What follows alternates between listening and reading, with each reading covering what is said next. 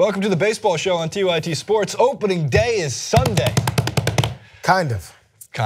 We're going to do more baseball clips this year. Yeah. We're going to do them whether it be for YouTube or if we place them in the Facebook space, we'll link to them. But there's going to be more baseball. I've been here for almost 4 years, JR, if you count internship and all that stuff. And we've done maybe 7 baseball clips. And I know that the audience, for the most part, isn't clicking away at it.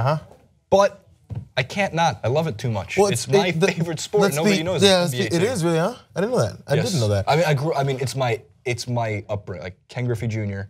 And The Sandlot mean a lot to me. Yeah, so my upbringing didn't involve baseball. I played young, but never watched. Because, you know, in my household, you couldn't watch anything unless my parents were watching it, and they didn't watch baseball, so neither did I. Mr. and Mrs. Jackson watching? It was a boxing football household.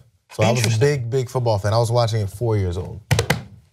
The LA Rams. The LA Rams, Eric Dickerson was my favorite player. Well, no, at that point. The all-time leader in Russia. Are you that old? 14-0? Super Bowl champions? Not that old. Not that old. All right, we're going to do more baseball. So we got a couple stories ahead of opening day. For one, we're going to begin with the payrolls, and we're both kind of looking at the payroll chart. First things first. No, not J. Cole. Rest in peace, Uncle Phil. But second. The payrolls itself, like you can't be mad at teams for spending $237 million on their players. That's a collective bargaining issue. That's the MLB players issue and the business side issue. You can't be mad at them for doing what is in their legal grounds to do. If you want that to change, you got to fix it in collective bargaining and yell at Rob Manfred. So the Dodgers, if you look at this payroll, have the #1 payroll by a pretty big margin in over the Yankees by 40 million. But I'm not here to harp on the Dodgers for it, and I'm sure JR is going to do a nice little reasoning as to why we shouldn't harp on the Dodgers either.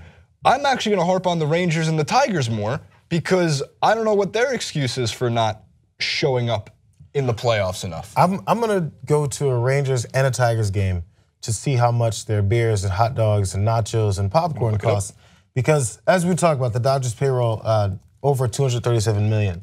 And in the next down, of course, Yankees at $195 million. How much for a beer at Dodger Stadium? So, I mean, if it's going to match up, I mean, honestly, so if you're going to go to these games and spend $16 to $20 for a beer, let's keep it real. This is the top line ones. The cheap ones are $12.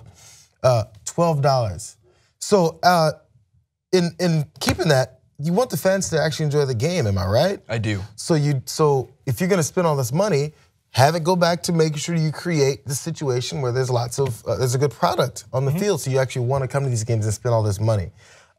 So the Dodgers have that. I mostly go to Dodger games anyway.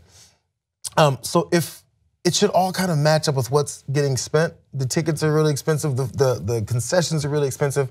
So if you're gonna come to a game, you have to give a good product. I can't get too mad about that. Here's what I've found with the Dodgers. I don't think it has to actually do as much with the team and the payroll, although it likely does. There's got to be a part of it, right?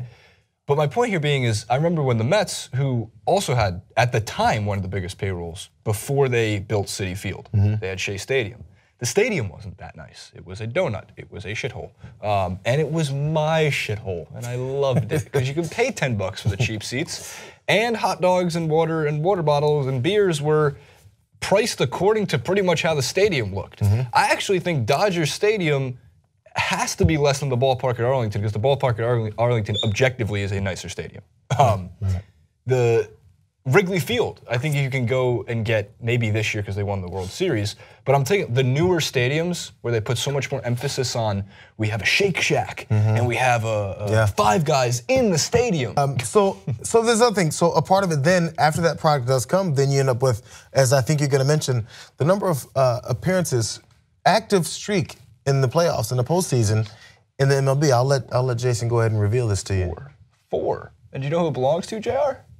The Los Angeles overpriced Dodgers. I can't believe, it's not that I can't believe that it's the Dodgers. They have every right to be in the playoffs every year. They have the payroll, they have the team. I actually like the Dodgers. I don't know, there's a lot of people who hate the Dodgers, or no? Is it just Giants fans? I feel like they're more loved than the Yankees are. I'm in a bubble. You are in a by the way, so there's a four-way tie for the next longest streak, and it's only at 2 between the Cubs, Mets, Rangers, and Blue Jays. So the Mets? Yeah, with 2? With 2. We're on a list. Yeah. Active streaks to the playoffs. So again, of the teams that you said, what's wrong with them? Hey, the Rangers at least are in there. You're right. 2 active streaks to the postseason. Stand corrected. But I mean, 2 is not like it's an impressive number, I guess, considering the. But like, here's the crazy thing. So when I was growing up, and you're not that much older than me, so this is still within your obviously recent memory. Like the Braves made, not only did they make the playoffs, they won like 13 straight NL East titles. Right. The Yankees were every single year. The Red Sox are pretty much every single year, and they play in the same division. The Mariners for a while, I'm pretty sure the Griffey years, even though they never won a World Series, which is a travesty, because my God, would I've loved to see Griffey with a World Series trophy next to his name. But there's the other part of it. Okay, so baseball is such I don't want to call it a finicky sport, but there's things where you have your starting rotation, you have nagging injuries, you have little things that may hit someone. Like Kershaw was out for many games last season because of his back issue, which some people thought of was just like a respite. Kershaw could LeBron himself. I'd have no problem with that at all. And it was masked in this injury. But the thing is, as I read many articles about what the projections are for a season, it's almost impossible to assume exactly how things are going to go because it's based so much in starting pitching. Look, and we're going to talk about that soon with your team. But these guys expect to do so many things, you never know exactly what's going to happen. You never know exactly what other factors may come in. I mean, we're going to talk about Odor as well. You never know whose face he's going to connect a right hook with. Look, it was like you can't penalize. Like they penalized Odor for throwing a great punch. And my biggest thing with that is just because it was a great punch, you cannot penalize him more than you would for anybody that miscalculated the shot, right? Just because he knocked him perfully does not mean. It's a microcosm of our society. If you get into a fight and the police show up and you just won, you're getting arrested. Yeah, that's unfortunate. You should at least get the police before they arrest you should at least be like, all right, come on. Nice shot. And by TKO in the second round. All right, now sir, please put your hands against the. Now that we have your hand. You had your moment. You're now going to jail. Look, I'm here to help the police situation in America, not make it worse. So. In terms of Kershaw, though, by the way, so speaking of, by the way, it's easy to talk about the Dodgers, too, in LA because you're right, we are in a bubble. It is a Dodger town. It's a Dodgers and a Lakers town, and they're very much equal. And because the Lakers haven't been good for 2 or 3 years, which makes you very happy, it's even been more so of a Dodgers town. Although this is the first year, if I'm correct, without Vin Scully, which is a national thing. That is not just an LA bubble thing. That is a voice of baseball. And I mean, he spanned, he's older than you are, older than I am. My dad remembers him on the Brooklyn Dodgers before he was born. Yeah. Dad was 56, so I mean, he was still there for about a year or two. And that's just amazing. But on the Kershaw rest thing, I don't understand why starting pitchers wouldn't do this more, right? So if Kershaw were to actually take July off, not only how baseball's system works, you're actually, and it depends on playoff positioning and stuff like that, but you can call somebody up, you're young talent, you're a young prospect. It's not like if you take him off the team, you're gonna miss 4 or 5 starts, but you might be able to test out a couple different pitching options, who's gonna make the bullpen, these kind of things. So I'm actually for the idea of surprisingly, my baseball career ended when I was around 11 years old. So you didn't rest. Unbelievable. So I don't know how much getting rest or inserting other guys for a month-long span or several starts may throw a rhythm off, or may want to get into a groove as something goes.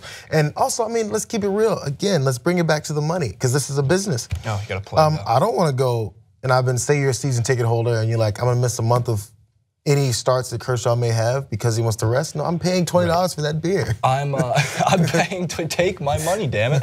I'm in a different camp. I actually think watching great pitchers is better on TV, because I like being able to see the movement, I like being able to see the track of it. I actually rather go see bad pitchers, because then you have a chance of seeing someone smash at 500 feet. Not if it's your bad pitcher. Look, well, that's totally different. I have yeah, it's true. I go to Dodgers games and I don't see my bad pitcher, although I'm still recovering, because the greatest pitcher of all time, Bartolo Colon, is not a Met. I told you the stat, and I'll show you this. He throws his fastball 85.4% of the time. I came up with the 30 for 30. Bartolo Colon. 2 families, 1 pitch, the last expo. Colon. Get the whole thing mapped out. He's got 2 families. I mean, I'm not making fun of him. I'm just stating the facts. He's got more families than he has pitches. But as for the Mets itself, look, I don't like every 5 to 6 years we get together a team, a rotation. We all think it's the next coming of Seaver and Guzman. This is what do you call it? Used to say. Mad Dog, Chris Russo, used to say, I always think it's the next combination. You think Seaver's coming around, it's the next Seaver? You've been thinking it's the next Seaver for years. Well, we do have a guy named Thor, a guy named DeGrom, Harvey, which will be a Yankee in like a year, and that's probably fine because he's just not a nice guy. He's like if you took whatever semblance of niceness that Aaron Rodgers had and just ripped it out of his programming. That's what Matt Harvey is. And then in addition, the back end, Steven Matz, all these guys. So in working that, there's perceived success that's going to come from your team again. And I don't like that. I liked it more when we were just clicking as a team and there wasn't enough tape for people to be like, oh, well, this is how you hit DeGrom's curveball, or this is how you hit Syndergaard's slider. Granted, the difference is I think DeGrom and Syndergaard are the best 1-2 in the game. I don't think there is anybody better with a 1-2. Now, the Dodgers were Greinke and Kershaw and Greinke, exactly. And they had that. And I think Kershaw alone is equal to a combination of Syndergaard and. So they're looking for Urias to be the young kid. He's good. We saw him. Every so often we would see him at the end of last season, right? I'm not making this up. Is it Urias or is it Lugo? Am I making? No, it's Urias. It's Urias. He came up at the end of last season. You have the glasses? Yeah. Yeah, I'm with that guy. Yeah. So I think he's turning 20 or has turned 20. He's a young kid. So they're hoping that'll be the next. But he's a big kid. And seeing him in person, he's a big kid. No, you know he's a big kid. Have you seen Aaron Judge? No. Here's a picture we'll throw in a post of him standing next to 6'4" Ryan Howard. He comes up to his waist. Huge. He's huge. All right, we got to wrap up because we have friends that want to come in, and you have work to do. What are you doing here? Somewhat. I want to talk about baseball all day. By the way, Syndergaard was asked if he thinks he's going to be the next best pitcher, like, of course, above all the names we keep hearing, of course, the Kershaws of the world. And he said, that's the plan. Oh, pressure. The pressure and the attention that you didn't want on your pitchers is now squarely on his chest. And he has to pull out his hammer and maybe deflect some of it. We have a superhero. How many superheroes do you have? And by the way, to bring it all back together, the Mets are number 12 on the payroll list, and the league average is right at the 15-16 mark. That's great, number 12. So they're just above the league average. It's exactly the amount of runs that our pitching staff's gonna give up this year. We'll still be 500. We'll lose games 1-0 in the 10th. And good thing Jerry's family is sitting for some games because 15 of his games. They actually for beating on people. I mean, come on. Yeah, that was. Look, we have Reyes and Familia, and I don't make me bring up all of them. In no way do I justify it. I do not back them up. I do not like them as players. I wish they weren't Mets, to be honest. I don't. We should probably wrap it up. Wrap it up. Is that Chewy Martinez? All right, comment below, like, favorite, subscribe. Chewy, get in here.